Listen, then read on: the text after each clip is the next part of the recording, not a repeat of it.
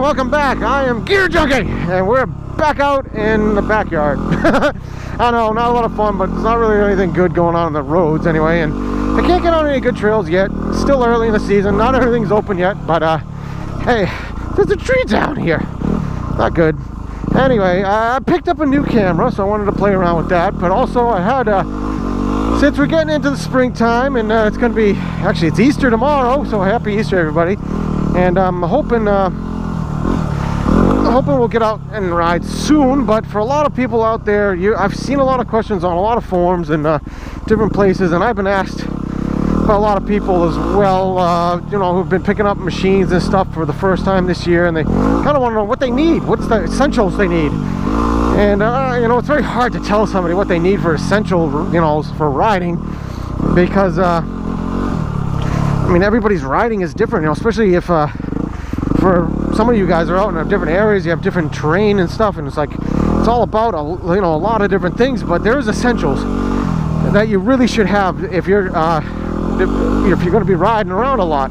And for the most part, I'm going to be talking about, you know, enduro riding, essentials for enduro riding, kind of like what I do, out in the trails like this here, and maybe even for some of you guys who hit some really heavy trails out there, are going to want, oh crap, I keep forgetting about this damn tree.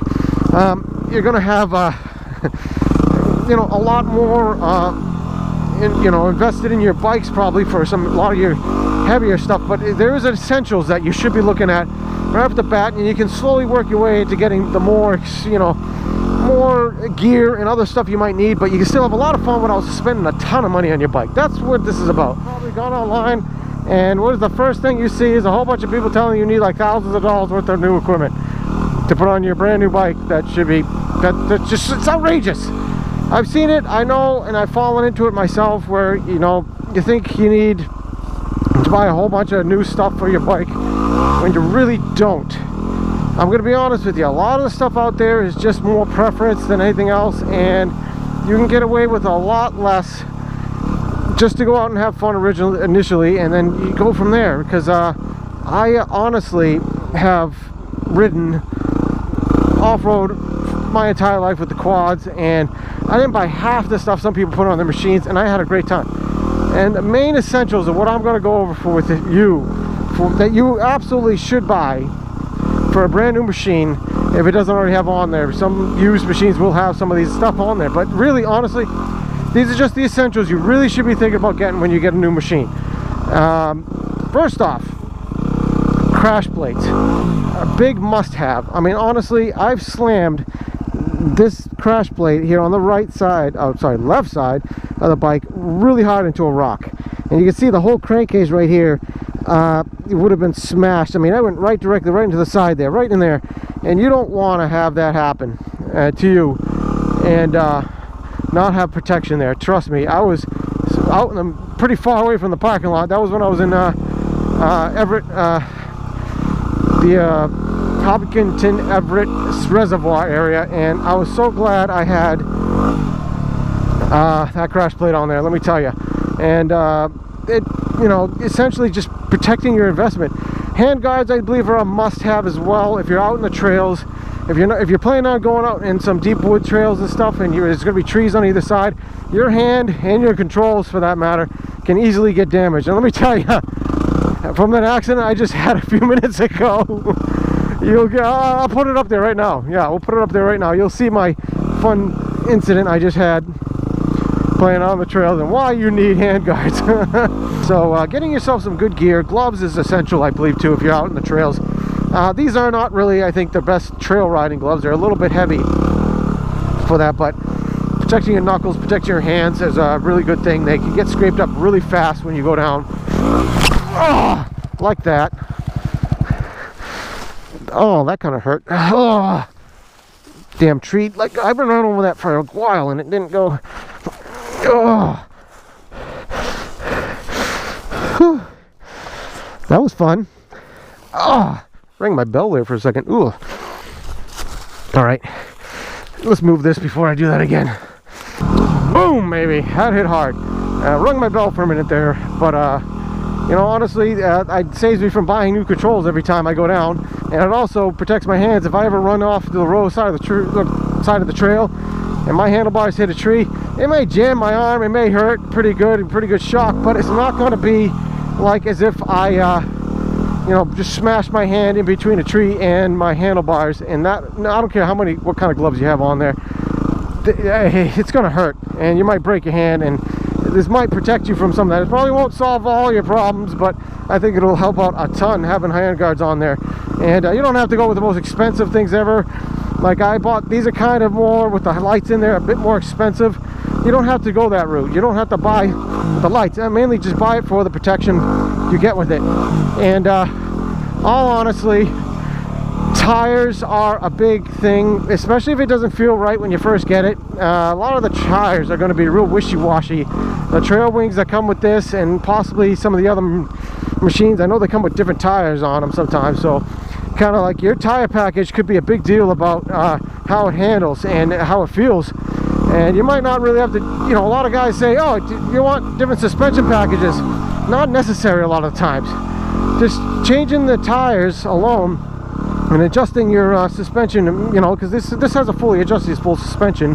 One thing about the WR, it does have a fully adjustable dampening and rebound settings, and that makes it a preload as well in the rear.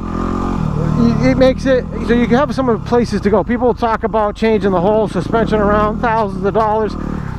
It's not really necessary, I don't think, for especially if you're just getting into it. You know, just go out and ride, have some fun, and get yourself a good, decent pair of tires. And depending on what kind of riding you're doing, depends on what you want too. If you're not doing a lot of trail riding, you may want to get into, you know, you're going to do more commuting with the bike first. You may want to get yourself a set of less aggressive tire, less aggressive. Can't speak right now, I don't know why. But yeah, get a less aggressive tire for the road, and that'll last a lot longer. And maybe for you, if that's what you're doing, riding around on the streets a lot more often, you may want to get your second set of rims. But that's not really a necessity. That's more of a type of riding you're going to do, because then you can put some more aggressive tires for when you want to go out in the trails, and you're just a quick swap of the rims over, and you're going to have something really fun to play around with in the trails and not be